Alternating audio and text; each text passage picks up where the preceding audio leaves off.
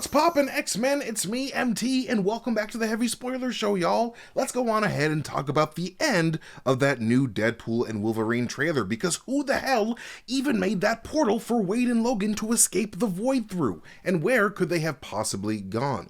Both of these are really great questions, so let's just dig into it, my nerd babies, with the power of imagination. Alright, so the new Deadpool and Wolverine trailer shows us Wade coming across a severely depressed and suicidal Logan who openly welcomes the idea of Deadpool turning his head into a Canadian donut filled with adamantium filling. This is of course before the two somehow eventually goof themselves into the Void, the nigh inescapable realm towards the end of time that the Time Variance Authority used to use as their dumping grounds for all of the beings they decided to prune from He Who Remains' sacred timeline. And you know that they're in the Void because the Void's #1 resident, Alioth, can be seen making a cameo in the trailer after they made their first debut towards the end of the first season of Loki. And by the end of the trailer, it seems that Alioth is threatening to destroy Logan, Wade, and all of the other mutants that have assembled within the compound that Cassandra Nova, big bad bald bitch extraordinaire, seems to have built within the remains of an enlarged giant man skeleton. So, in order to keep their atoms from being permanently destroyed by this massive purple cloud of absorptive darkness, Logan and Deadpool jump on into this incredibly convenient Sorcerer's Portal to safety, and presumably out of the Void. But how? Who even made this portal? And can a Sorcerer Portal even facilitate travel outside of the Void in the first place? Well, let's go back to what we know about Sorcerer Portals from the Marvel Cinematic Universe, specifically when Mordo first introduced the concept in the first Doctor Strange film during Doctor Strange's training. Mastery of the sling ring is essential to the mystic arts. They allow us to travel throughout the multiverse. All you need to do is focus. Visualize. See the destination in your mind. Judging from that moment from Doctor Strange 1, it appears that travel across the multiverse can be possible through the use of a sling ring. And while we have yet to see a sling ring facilitate the use of multiversal travel within the live-action MCU, we can still trust Mordo's words, as the Ancient One herself was extremely familiar with matters of inter-timeline travel, much like she brings up to Doctor Strange a few minutes later in Doctor Strange 1. Learning of an infinite multiverse includes learning of infinite dangers. And if I told you everything else that you don't already know, you'd run from here in terror. So, this all being said, I think it is safe to say that inter-timeline travel is definitely possible through the use of orange sling ring portals, hence why one could be used to escape the Void, which is something that we've only seen a Tempad be able to do up until this point whenever Tempads were used to open orange time doors. Though there was that one time in the What If Season 1 finale when Strange Supreme did use one of those portals to drop Zombie Wanda and her zombie army onto Ultron Infinity. So I guess there is already some precedent for it in the MCU, but either way, it definitely feels like there is a strong connection between Sorcerer's Portals and the TVA Time Doors, which makes sense because, like I've noted before in previous videos on this channel and others, orange energy in the MCU is the energy of the soul, like the Soul Stone, and it's an energy that all human beings have within themselves. And in Loki Season 2, Loki learns that the secret to time slipping across the timelines of the multiverse is by anchoring himself onto the various souls of the people that he loves. It's basically why the TVA deals primarily with the fates of human souls in order to manipulate time, because souls and time are linked in the MCU, hence why the TVA is color themed orange and green. Souls and time. I did go into all this while covering Loki Season 2 a couple months back, and it's all part of my MCU Infinity Stone color theory that I have called the Marvel Trigger Theory. But as much as I would love to give you guys a whole MCU science lesson into how Kevin Feige has brilliantly color-coded his cinematic universe, this is not why we're here right now. But now that we've established that Sorcerer Portals can indeed be tools to travel the multiverse and escape the Void, who the hell even made this portal for these two to escape at the most convenient time for them? Well, in order for a human being to tap into their inner soul energy to open one of these interdimensional Sorcerer's Portals, not only do they typically need access to a sling ring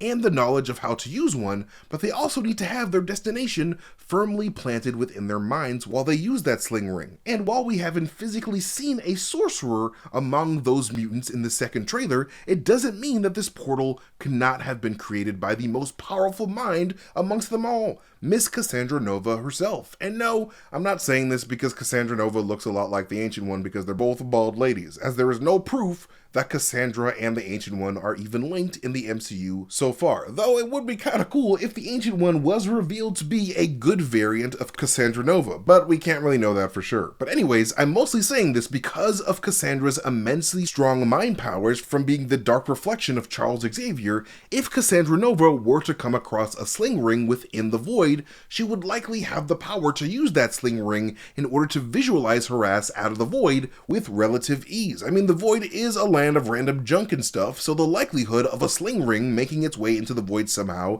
is very much possible, especially since we did learn in Doctor Strange in the Multiverse of Madness that Doctor Strange variants are usually the biggest threats to the health of the multiverse. So I wouldn't be too surprised if multiple Doctor Strange sling rings were buried within the sands of the Void when those variants were pruned into the Void in the past. And not only this, but Cassandra can be seen next to the portal, so I think it's fair to assume that she could have opened it, with the duo only following her when they realized they didn't really have any other choice than to let's fucking go through this strange new portal that conveniently opened up for them. And if it was Cassandra that opened up the portal after coming across both Wade and Logan, then we could be looking at a scenario where Cassandra might be heading back to the Time Variance Authority in order to get her revenge on the same people that imprisoned her, in order to keep those same people from coming after her again, which may lead Wade and Deadpool to heading back to the TVA in order to stop Cassandra from using her Omega-level telepathic and telekinetic abilities from messing things up and possibly taking over the TVA for herself. And let me tell you, Cassandra Nova is not the person that you want in He Who Remains' chair. That chick is a freak, but another likely candidate for the one responsible for this portal is of course the Sorcerer Supreme himself, Madison's best friend, Wong. Due to Wong being the Sorcerer Supreme, Wong is of course privy to cosmic knowledge that not a lot of people know, with the Void probably being one of those places. But even if he wasn't familiar with the Void, we do know that Deadpool will be working with the TVA on various assignments throughout this movie, so Deadpool heading to the 616 timeline and bringing his unique brand of chaos with him is highly likely, and if this happens, Deadpool might quickly and immediately catch the attention of 616 Earth's greatest magic protector, Wong. So there's a possibility here that in Wong's search for Deadpool after he causes chaos, he might do what Ned did in Spider-Man No Way Home and accidentally open a portal to Deadpool in the Void, allowing for Cassandra Nova, Deadpool, and Wolverine to step into the 616 timeline at the same time, which would spell big time danger for 616 if Deadpool and Wolverine don't stop Psycho Charlie Brown from breaking everything down. I mean, Wong has been making some pretty fun cameos in Marvel projects as of late, so it would definitely be fun to see him and Deadpool interact in this movie too. But anyway, speaking of Wong, we can't forget to mention Wong's newest student on the block, America Chavez, who, when we last saw her, was training under Wong to learn how to summon these multiversal portals at will. So knowing this, while also knowing that America Chavez is a bit of a multiversal anomaly, as the only version of herself to exist throughout the Marvel multiverse, it could be possible for America Chavez to potentially be wrapped up in whatever machinations Paradox is up to at the TVA to involve her with the story. However, I don't find this possibility to be super likely, as there hasn't really been an official word on when we'll see America Chavez yet, outside of, maybe a Young Avengers project. So the chances of her being in Deadpool 3 without anyone knowing is kind of slim. But then again, Disney can be pretty good at hiding a surprise when they want to. And same thing with Benedict Cumberbatch and his role as Doctor Strange. Even though there hasn't been any confirmation of Cumberbatch being involved in Deadpool and Wolverine at all, it doesn't mean we can't get a quick cameo or two of some Doctor Strange variants trying to find a sling ring to escape the Void along with everybody else, because God knows how many Doctor Strange variants the TVA has pruned throughout the course of history. Though, since Multiverse of Madness did end with 616 Doctor Strange leaving the 616 universe completely to go help Clea with some incursionary issues, it would be interesting if his multiversal travels with his new hot girlfriend caused him to come across Wolverine and Deadpool in the Void. But the last possibility I can think of that would be absolutely wild is if the X-Man Forge was among those mutants that we see in that dead giant man base of mutants that Cassandra Nova is based at. Episode 6 of X-Men 97 is a fantastic example of how in tune with magic Forge is, as Forge in the comics is a shaman who can use magic to send demonic assholes like the Adversary back to Satan's armpit where they belong. So it would be freaking cool as hell if a surprise Forge were to invent a way to open up a portal out of the void with Deadpool and Wolverine's help. But that would be an absolutely wild surprise for Forge to even be involved in this movie for damn sure. So I wouldn't really count on that one, but hey, anything could happen. But these are just my wild hypotheses. What do you guys think? Who do you guys think could have made this portal for Wade and Logan to Blue Skidoo through? Let us know below. But anyways, like always, thank you guys so much for watching this video. You can follow me at Mastertainment on YouTube, Twitter, Instagram, wherever I am on the internet. But most importantly, follow Heavy Spoilers here on YouTube, please, and hit that notification bell to get notifications for every time we upload a video. And maybe even consider becoming a member for just 99 cents a month. You guys can get early access to all of our videos before everybody else, but no pressure. But anyways, like always, you guys are amazing. I love you guys so much, and I'll see you guys next time. Bye.